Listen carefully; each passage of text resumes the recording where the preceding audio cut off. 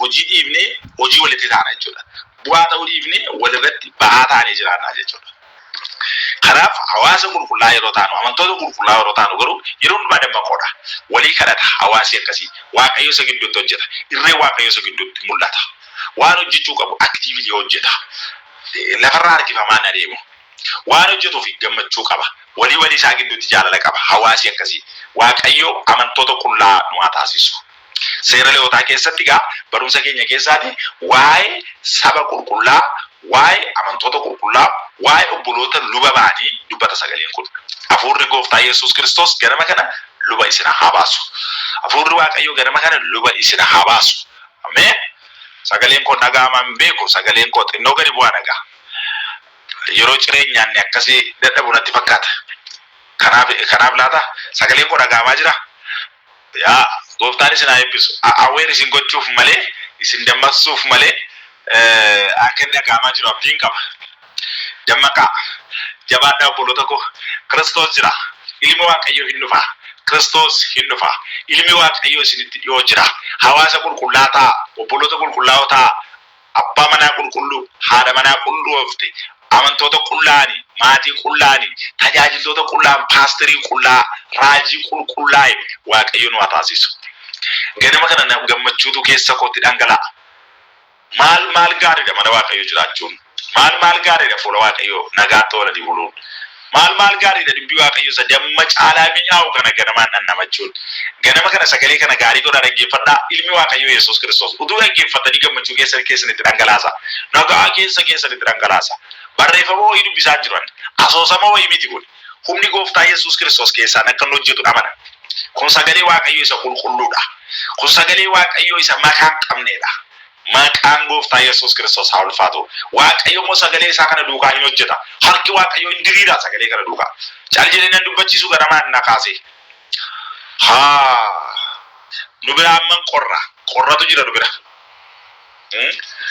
Nu bira qorra. Yoona kana yommuu qorra kana keessa na kaase caaluma jedhee nan dubbachiisu. Haleluuyaa. Isinii dhaggeeffachuu qabdu obboloota ko. Dhaggeeffachuu qabdu. Fayyaatti. Fayyi obboleettii ko. Fayyi obboleessa ko. Fayyi mee nama Waaqayyoo ta'e. Mee mucaa Waaqayyoo ta'e. Perfect. Qullaa isirriitti. Mucaa Waaqayyoo ta'e. Amanami Waaqayyoof. Jiraadhu Waaqayyoof. Ta'e Waaqayyoo keetiif. Iddoodhaan of hin madaalin. Bakka jirtu of hin safarin. Haala kee keessatti of hin ilaalin. Nama wajjin of hin safarin. Safara kee ganda Waaqayyoo godhi. Kiristoos biratti of geessi. Ilma Waaqayyoo wajjin walitti dhiyaadhu. Utuunni si eebbisu argita. Utuunni si hiiku argita. Holy Community. Saba qulqullaa Gooftaan nu haa godhu. Hafuurri Gooftaa Yesuus Kiristoos sagalee kanaan jireenya keenya keessatti hojjetu. Waan lamaan tokko dubbadheen walitti qaba. Isa dhuma torbaffaa. God is blessings. Eebba Waaqayyoo. God is blessing inni jedhamu kuni eebba Waaqayyoo inni jedhu kuni maal jechuudha beektu? Eebba Waaqayyoo boqonnaa 26 lakkoofsa 1 irratti maal jedha? Minan dubbisa laakka jedha. Amma gaa kutaa keenyatti lafee kunoo. Iddoon jirutti dhufne amma. Waaqayyotti fufee ani Waaqayyo Gooftaan keessan waan ta'eef isin Waaqayyoolii tolfamoo hin waaqeffatinaa. Bifa qirixamee utubaa dhagaa isaa qulqullaatti ilaalamus hin dhaabbatinaa. Isin dhagaa bifni itti baafameef sagaduudhaaf biyya keessan keessa hin dhaabbatinaa. Ani Waaqayyoodha. Isin sanbata koo eegaa iddoo gosa qulqullaafis ulfina kennaa jedhee jalqaba.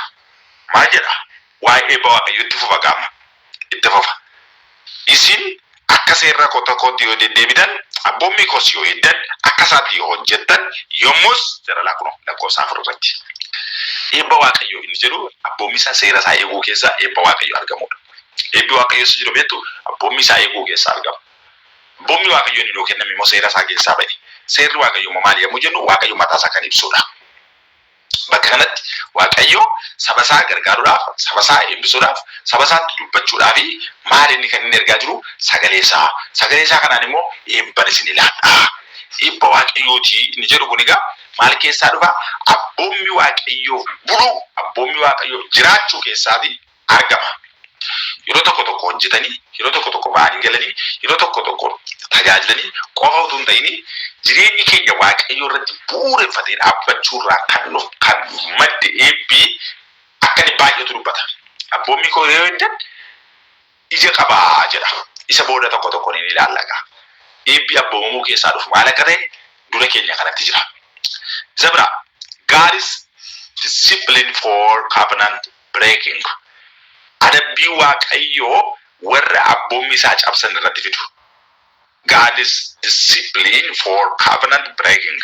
Inni jedhu kuni abboommiin waaqayyoo cabuu qabu warri abboommi isaa cabsan immoo akka isaan eekamaman dubbata. Boqonnaa 26 lakkoofsa 14 hanga 39tti.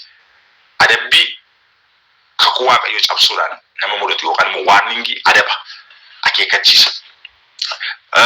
Discipline ala taanaani adabbiitu jira jechuudha. There is punishment if disobedience. Yoo abboomamuu baattan adabbatu jira jedha sagaleen kun. Egaa kana tokkoon kan ilaallu jechuudha. Gara dura keenyaatti warroota kana tokkoon ilaalaa summarize walitti gochaa bakka tokkotti immoo cuunfaa waliin kan adeemnu ta'a jechuudha. Obboloota koo jaallatamoo Gooftaan Yesuus Kiristoos bara keessan haa eebbisu. Daqiiqaa kanaa ol fayyadamuun gaarii natti hin fakkaatu. Dhaggeeffachuudhaafis daqiiqaa kanaa ol gaarii miti. Gooftaan Yesuus Kiristoos bara keessaniif jireenya keessan irratti haa mul'atu. Nagaan isin irratti haa baay'atu. Obboloota koo jabaadhaa iddoo jirtanitti waaqayyo walii keenyaaf hin kadhanna. Galateeffannee sagantaa keenya guyyaa har'aa walitti qabna. Gooftaa Yesuus galanni siif haa ta'u. Eebbifami kabajani sagalee keetiinis yaa waaqayyo Gooftaa dubbii koo eeguudhaan seerota koo eeguudhaan keessa jiraadhaa ittiin jetteetta. Seera kee beeknee abboommi kee immoo eeguudhaan yaa waaqayyo Gooftaa isa hubannee dubbii kee duukaa qabuun qulqullummaadhaan qajeelfama sagalee keetiin gochuudhaan yaa waaqayyo firii gaarii akka naqannuuf sagalee kee kan nutti dubbate ulfina haa argatu. Gara keenya kottu sagalee amma dubbadde kana keessa waan baay'eetu jira yaa waaqayyo. Calluma jedhee haasofne ani yaa Gooftaa waan ani si dubbadde kana hundumaa keessa akka jirtu nan amana. Obboloonni kun immoo sagalee kana akka isaan hubachuu danda'anitti isaan gargaari. Yaa waaqayyo dhoksaan dubbii kanaa isaanii haa galu. Isaanii galuu hin didin. Kun waa'ee maaliitii hin jedhin. Maqaa Yesuus Kiristoosiin laphee isaanii irratti hafuurri Gooftaa Yesuus Kiristoos inni icciitii namaa ibsu icciitii haaraadhaan keessa isaanii irratti gadi haa dhangala'u. Barichi bara oduu bara haasaa duwwaatu hin ta'in baratti sagalee kee yaa waaqayyo isa damma caala mi'aawuuf aannan caala nama qabbaneessu soorannuudha. Maqaa Yesuus Kiristoosiin kun akka ta'uuf ayyaanni kee obboloota koo irratti baay'atu. Hunduma keenyaa wajjin ta'e guyyaan irraa guyyaa nagaan ofa ta'u obboloonni koo bakka jiranitti tika hafuura kee tika sagalee kee mootummaa kee jalaa akka isaan jiraataniif isaan gargaari. Maqaa abbaaf kan ilmaa kan hafuura qulqulluutu waaqayyo tokkoon. Ameen. Dumarratti dhaamsi koo barumsa kana walitti fufaadha waan ta'eef dhaggeeffadhaa please. Kutaa tokkoffaa kana gaarii gootanii yoo dhaggeeffattan kutaa lammaffaan isinii gala. Torban irraas itti fufna. Kanaaf kutaa jalqabaa kana gaarii godhaa dhaggeeffadhaa. Dhugaan jiraa biraan dabarsinaa. Gaarii godhaa dhaggeeffadhaa. Torban irraas itti fufna. Torbanis aanus itti fufna. Yoo Gooftaan keenya Yesuus Kiristoos jedhe. Yesuus Kiristoos deebi'ee dhufe immoo mootummaa waaqayyoo keessatti wal argina. Egaa obboloota koo jabaadhaa. Walii keenya hayyafannu waliif waaqayyoon haa kadhannu garaa gaarii waliif haa qabaannu qulqullummaadhaan haa hojjennu amanamummaadhaaf gammachuudhaan fuula waaqayyoo dura haa deddeebinu dhaamsa kooti. Gooftaan isin haa eebbisu nagaatti oolmaa gaarii.